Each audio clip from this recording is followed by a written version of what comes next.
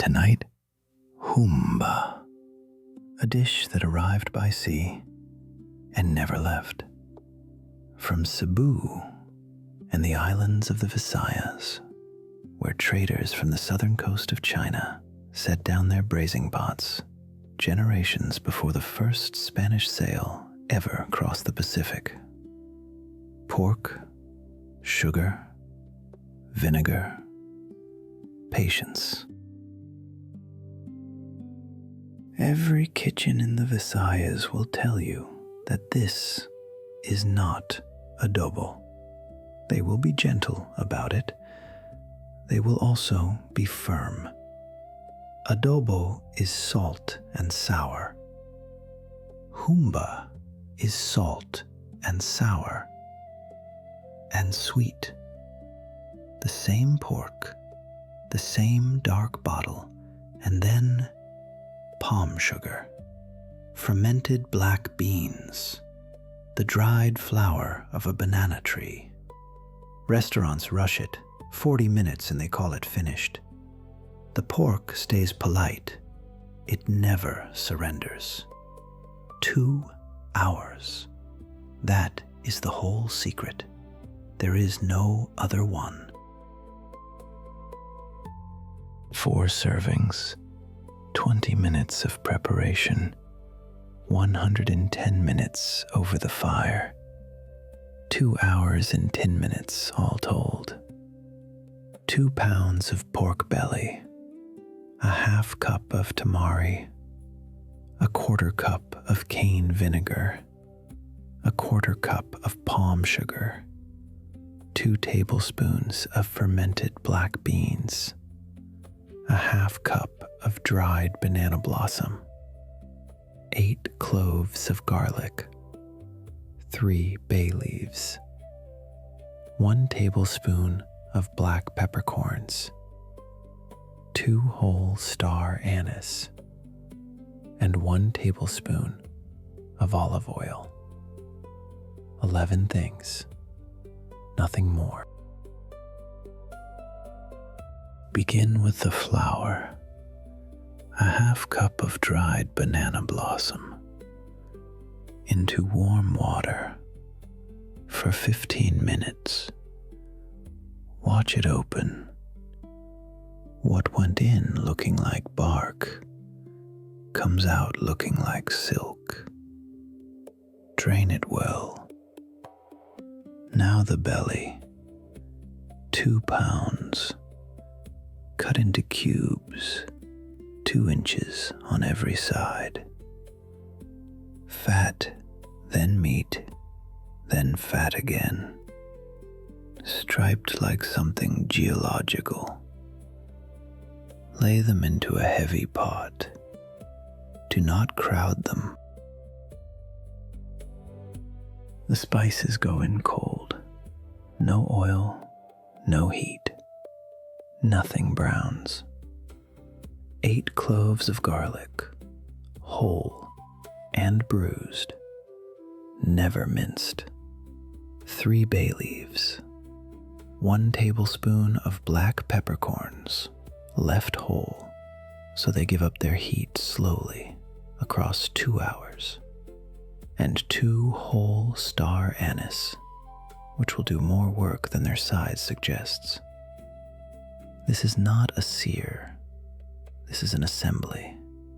Every good braise begins as an assembly. Now the 2 liquids. And then your hands come off the pot. A half cup of tamari, dark and salted. A quarter cup of cane vinegar poured across the top. Do not stir. This is the rule that separates the dish from the imitation. Bring it to a simmer. Let it bubble, uncovered, for 10 minutes. In those 10 minutes, the vinegar loses its edge. Everything raw and sharp rises into the air, and what stays behind in the pot is only the brightness. Stir it now and the sourness never leaves. Now you may stir. A 1/4 cup of palm sugar, which will not taste like sugar when this is finished. It will taste like depth. 2 tablespoons of fermented black beans. Tahusi, soybeans cured in salt, the oldest seasoning in this pot. The banana blossom, drained and soft. 2 cups of water. Watch the color turn. The moment the sugar finds the soy, the liquid goes from brown to black to something with a red heart inside it. Lid on, heat low, 90 minutes.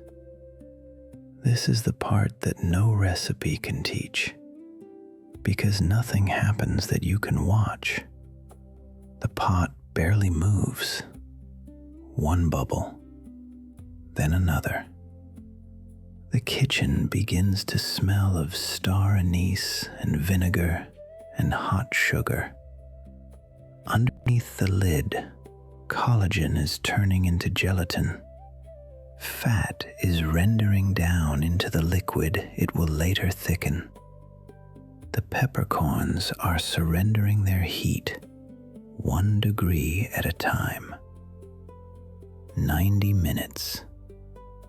You cannot hurry it. You can only be in the room. Take the lid off. Raise the heat. And now, only now, you watch closely. The liquid pulls back on itself. It goes from a broth to a sauce, to a glaze that clings to the back of a spoon and will not run. The pork has gone the color of dark wood. Tilt the pot. When the sauce moves like slow honey, it is done.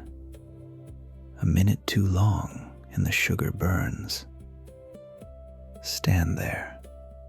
Do not leave. The name is not Spanish. That alone tells you something. Humba comes from Hong-bah, 2 syllables of Hokkien carried south on trading junks from the Fujian coast. Red meat, braised meat. The traders came for pearls and gold and hardwood. They stayed for centuries. In Cebu and in every port the Visayan Sea would allow. And they cooked, as people always do, the food of the place they had left behind. What those pots taught the islands kept. Here's a question the archipelago has never settled. Adobo carries a Spanish name for a Filipino method. These islands were curing meat in vinegar and salt long before a Spanish word was laid down over the top of it. Humba carries a Chinese name for the very same instinct. Older contact, quieter contact. No flags, no missions, no garrisons. Only ships and goods and a pot left simmering on a stove. 2 names, 2 empires of memory. 1 piece of pork, cooked slowly, in a country that has learned to keep everything it was ever given. Look at what makes this dish itself. Tahusi, black beans, buried in salt until they turn savory.